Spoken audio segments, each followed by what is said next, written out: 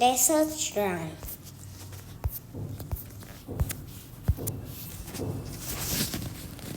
Introductions.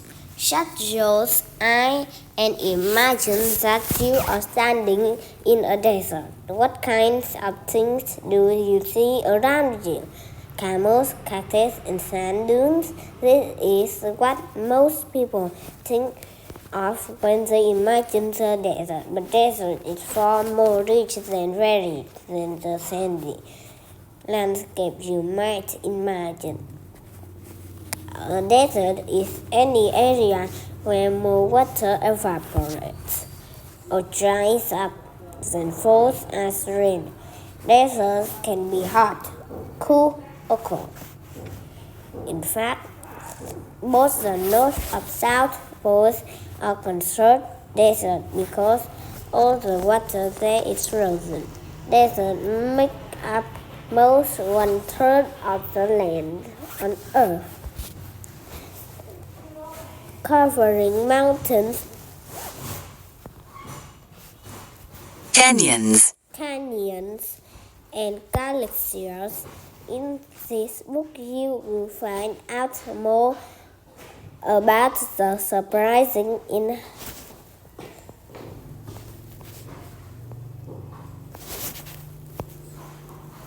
inhabitants of three amazing deserts: the Sahara, the Gobi, and the Atacama. The Sahara. On many maps of Africa, the entire top third of the continent is colored yellow or pale black. This color represents the vast dry lands of the Sahara Desert, by far the largest desert in the world. This is where we get many of our images of the desert. Red ocean like landscape of yellow sand dunes cover 1/5 of the Sahara. The Tuareg people in their blue flowing robes and turbans lead caravans of camels across the sandy desert to trade salt. But the Sahara is much more than sand. It might surprise you to learn that the world's largest desert contains one of the world's largest rivers. The Nile flows along the eastern edge of the Sahara, bringing life-giving water to crops and cities along its banks. This river allows the great civilization of ancient Egypt to survive among the dunes. In ancient Egypt, as today, people carve irrigating or watering channels to carry water from the riverbed to thirsty crops, animals, and people. There is also water hidden deep underground in the Sahara. In some places, it's deep close to the surface, creating an oasis or a small spot of green land. But don't get the idea that the Sahara is moist and pleasant. In some areas, no rain falls for years. The temperature can get as high as 136 Fahrenheit, 58 Celsius, and powerful winds whip up sun, blocking dust storms. The Sahara is home to thorns, trees, shrubs, and low-growing grass. Several kinds of antelopes survive here, as do many rodent birds, reptiles. One kind of reptile, a snake, is known as a sandfish because it can swim through the sand. People have lived in the Sahara for centuries. Northern Africa is a major trading area for people from Africa, Europe, and Asia. Rich Asian cities survive on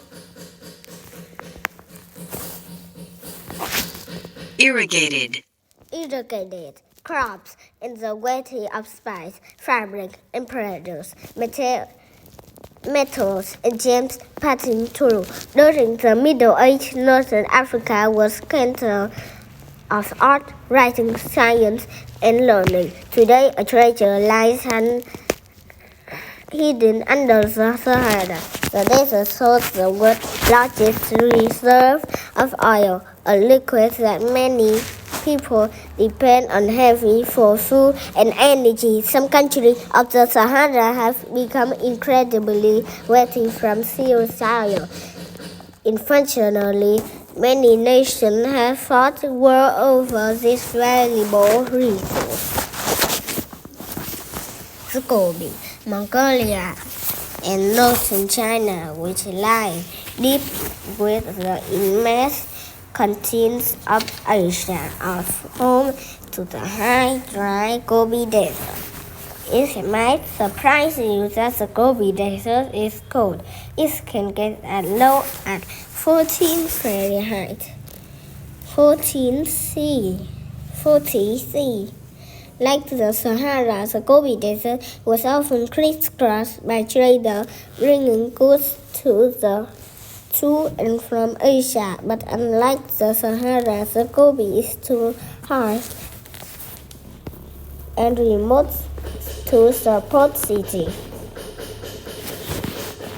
Many parts of Gobi are high, dry, and mountains.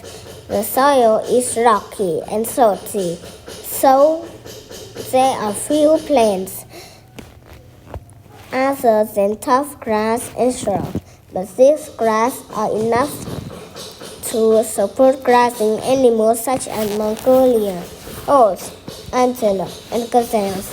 Also feeding on the grass are many kinds of gerbils and another small rodent called the jewelbear. Most people who inhabited the Gobi are nomads, people who move from place to place, often in search of food. Some of these nomads rely on horses for almost everything they need to live: meat, milk, hide for tents, and transportation. These nomads who live in Mongolia are excellent horse trainers who rode and race horses as well as any road rider. The Gobi had a few natural resources such as oil, but there is a fantastic source of treasure here: fossil. The dry climate and lack of humans have preserved the clay fossil for millions of years. Today, scientists flock to the Gobi for new discovery. It was here that the first dinosaur eggs were found and where the fossil of a feathered reptile led scientists to believe that birds may be similar to dinosaurs. The Atacama, just west of South America, Atacama Desert is the largest body of water in the world, the Pacific Ocean. The Atacama lies along the Pacific coast, squeezed in a narrow and band between the ocean and high Andes Mountain. Temperature in the Atacama are pleasant between 50 to 15 and 70 Fahrenheit, 10 to 20 degrees. One would think that being near the ocean would give the Atacama some moisture, But this desert is possibly the driest place on Earth. In some place in the Atacama, it may have never rained in human memory.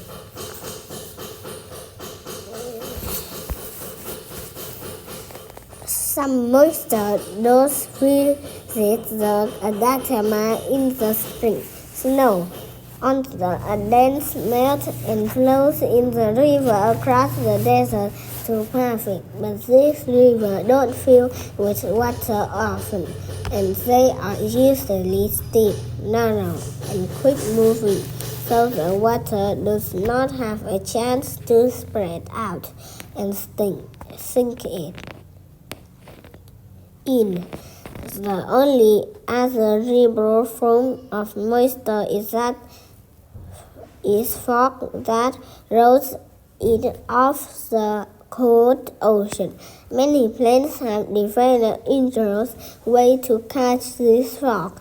Some planes gather droplets of small cloud flores. Of these planes can grow shelter areas along the coast where the fog is thick enough.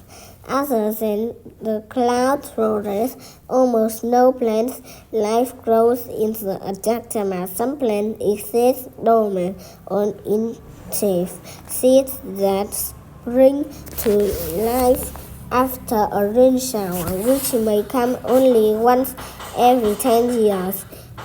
There are few animals in the Atacama besides rodents and insects. The chinchilla, a popular new pet, lives here. Llamas and alpacas, furry relatives of the camels, can also be found in a damp area near the river and high in the mountains. But what the Atacama lacks in animals is made up for in minerals. The Andes are volcanoes mountains, and their volcanic activity brought copper, nutrients, and an ingredient in filters and explosives, and sulfur the surface. Salt is also abundant here in marshy lakes. Mining companies building entire towns of workers who dig up these miners. Water cities spring up along the shore where the minerals are shipped around the world. All food and water must be trucked in or shipped by boat. Because of the desert unforgiving climate, miners are some of the very few people who have ever made their homes in Atacama. Conclusion. So, what can you find in the desert that you might not have expected? Lake, resort, dense fog, an underground ocean of oil, extinct Civilizations. Explore horse herders and mining towns.